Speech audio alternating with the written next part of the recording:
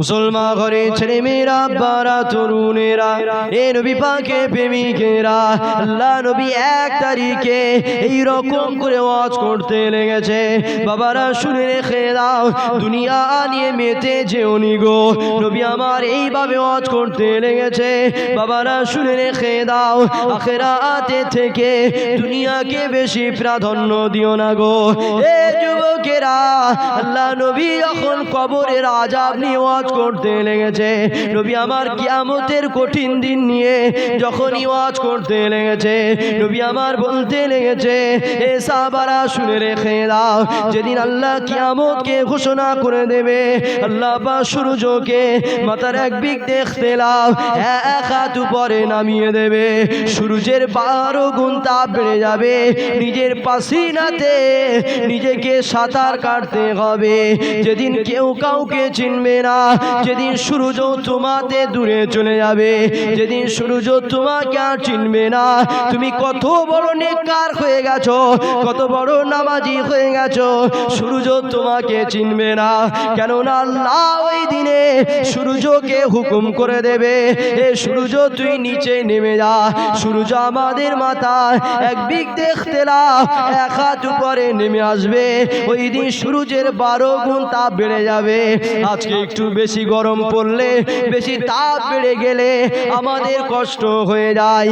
মনে রেখে দেবেন, সূর্য তো হাজার হাজার মাইল উপরে রয়েছে, আর এমন একটা দিন এসে যাবে, ওই দিন আল্লাহ মাথার এক দিক দেখতে না 1 হাত উপরে নামিয়ে দেবে। মনে রেখে দেবেন, আল্লাহ নিজে জানিয়েছে, যেদিন এই রকম পিয়ন এসে যাবে, আল্লাহর নাম কাহার হয়ে যাবে, আল্লাহর নাম কঠিন করা হয়ে যাবে, আল্লাহর কুদরতির সামনে কেউ যাবার সাহস পাবে না গো। এই রকম পিয়ন কিয়ামতের দিনে তৈরি হয়ে যাবে। নবী আমার এইভাবে ওয়াজ করতে লেগেছে। সাহাবারা শুনে রেখে দাও, কিয়ামত বলে একটা দিন আছে, ওই দিন আদম নবীও নাফসি নাফসি করবে, ঈসা মুসা দাউদ ইব্রাহিম সমস্ত নবীরা নাফসি নাফসি করবে। আল্লাহ নবী যখন এইভাবে ওয়াজ করে, সাহাবারা এইভাবে বসে রয়েছে, এমন করে 3 জন সাহাবার মধ্যে জোশ মেরে উঠেছে, তাদের মধ্যে ঈমানি জজবা পয়দা হয়ে গেছে। 3 জন সাহাবা উঠে দাঁড়িয়ে গেছে।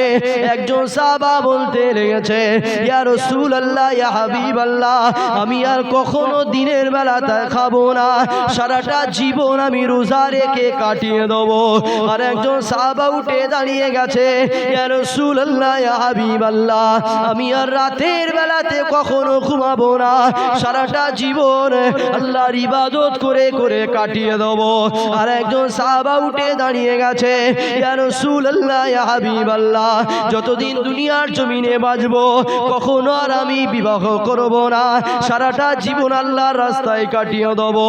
আল্লাহ নবী তম্বি করে বললেন, এ সাহাবারা শুনে রেখে দাও, আমি মুহাম্মদ, আমার দিকে দেখো, আমি নবী যতটা আল্লাহকে ভয় করি, আমি নবী যতটা আল্লাহকে মানি, দুনিয়ার কেউ ততটা মানে না। তথাপি আমি মুহাম্মদ রাতের বেলাতে ঘুমাই, আবার রাতের বেলাতে তাহাজ্জুদের নামাজ পড়ি। আমি মুহাম্মদ যতটা আল্লাহকে ভয় করি, দুনিয়ার কেউ ততটা করে না। তথাপি আমি মুহাম্মদ দিনের বেলাতে রোজা রাখি, আবার দিনের বেলাতে খানা খাই। আমি মুহাম্মদ যতটা আল্লাহকে ভয় করি, দুনিয়ার কেউ ততটা করে না। তথাপি আমি মুহাম্মদ, আমার দিকে তাকিয়ে দেখো, আমি নিজে নেকা বিবাহ করেছি। এই যে আমি বুঝাচ্ছি যে দুনিয়ার মায়াকে ত্যাগ করতে হবে, তাই বলে এই নয় যে স্ত্রীগুলোকে তালাক দিতে হবে, তাই বলে এই নয় সন্তানকে লালন পালন করলে হবে না। কেন ইসলাম এমন একটা ধর্ম, যে ধর্মে বলছি স্ত্রীকে নিয়ে যদি সন্তানকে নিয়ে হাসি খুশিতে থাকেন, তাতেও আল্লাহ সওয়াব দেয়। জোরে বলুন সুবহানাল্লাহ। ইসলাম এমন একটা ধর্ম, আপনার বাড়িতে স্ত্রী আছে, বাচ্চা রয়েছে, তার জন্য আপনি হালাল ইনকাম করতে বেরিয়েছেন, আল্লাহর রাস্তায় বেরিয়ে গেছেন, আল্লাহ যে কাজ করতে বলেছে সেই কাজ করতে চলে গেছেন, হালাল ইনকাম। কথায়। তো হালাল ইনকামে বেরিয়ে গেছেন স্ত্রীর মুখে খাবার দেওয়ার জন্য, হালাল ইনকামে বেরিয়ে গেছেন সন্তানের মুখে খাবার দেওয়ার জন্য। আপনি গিয়ে ভ্যান চালাচ্ছেন, আপনি গিয়ে সেলাই মেশিনে দর্জির কাজ করছেন, আপনি গিয়ে রাজমিস্ত্রি কাজ করছেন, ইসলাম বলছে আপনি কাজ করছেন আর আপনাকে সওয়াব দেওয়া হচ্ছে। জোরে বলুন সুবহানাল্লাহ। এটাই সাহাবা হুজুরদেরকে নবী বুঝিয়েছে। কেন?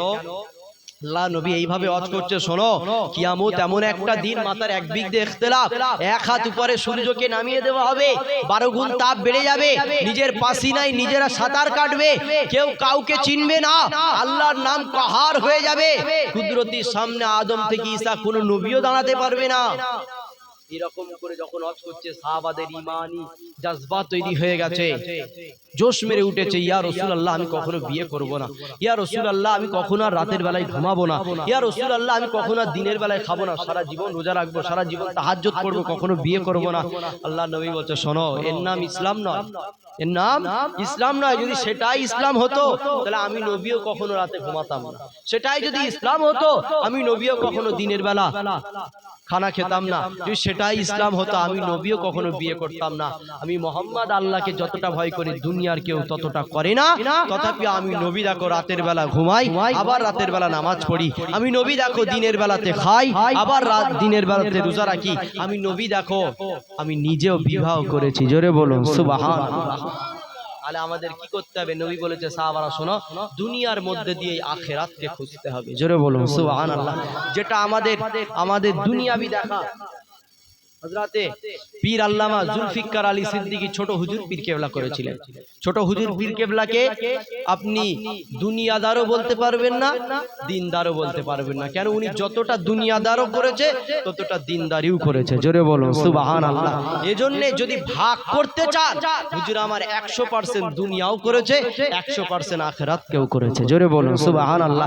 এটাই আমাদের সিস্টেম, 100% দুনিয়াকেও করতে হবে, 100% আখিরাতের চিন্তা করতে হবে। এর নাম ইসলাম। মুসলমান ঘরের ছেলে মেয়েরা, বারা তরুণেরা, এ নবী পাকে প্রেমিকেরা, আল্লাহ নবী 1 তারিখে মদিনা নববী শরীফে ওয়াজ করেন। সাহাবারা এইরকম করে বসে আছে, আল্লাহ নবী ওয়াজ করতে লেগেছে। এমন সময় দেখা যায় একজন মহিলা হাজির হয়ে গেছে। আল্লাহ নবীকে ডাক দিলেন, হুজুর আপনি একটু এদিকে আসেন, আপনার সঙ্গে কিছু কথা আছে।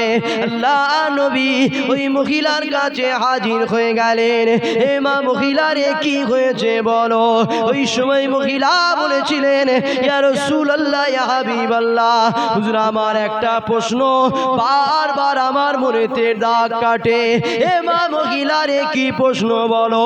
হুজুর আপনার সাহাবারা তো তারা পুরুষ, তারা তো আপনার সঙ্গে যুদ্ধে যায়, তারা তো আপনাকে খেদমত করে, তারা তো অনেক সওয়াবের হকদার হয়ে যায়, আর আমরা তো মহিলা, আমরা তো যুদ্ধে যেতে পারি না, এজন্য আমরা তো সওয়াব থেকে বঞ্চিত হয়ে গেলাম, আমরা তো সওয়াব থেকে দূরে চলে গেলাম, আমাদের সওয়াব তো কমে যাবে, আর আপনার পুরুষ সাহাবারা সওয়াব বেশি পেয়ে যাবে।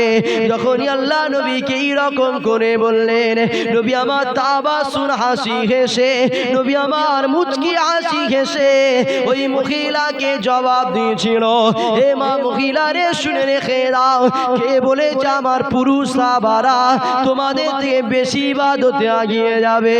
হে মা, মহিলারে শুনে রেখে দাও, আমার পুরুষ সাহাবারা যুদ্ধে যাবে, আমার পুরুষ সাহাবারা তরোয়াল ধরবে, আমার পুরুষ সাহাবারা রক্ত দেবে, আমার পুরুষ সাহাবারা দুনিয়াতে শহীদ হয়ে যাবে, তারা আমার সঙ্গে যুদ্ধে গিয়ে যে সওয়াব উপার্জন করবে, তোমরা বাড়িতে বসে বসে স্বামীকে খেদমত করবে, তোমরা বাড়িতে বসে বসে সন্তানদের লালন পালন করবে, তোমরা বাড়িতে বসে বসে রান্না বান্নার কাজ করবে, আমার পুরুষ সাহাবারা জিহাদের ময়দানে গিয়ে তারা যে সওয়াব উপার্জন করবে, তোমাদেরও ওই একই সওয়াব দিয়ে দেওয়া হবে।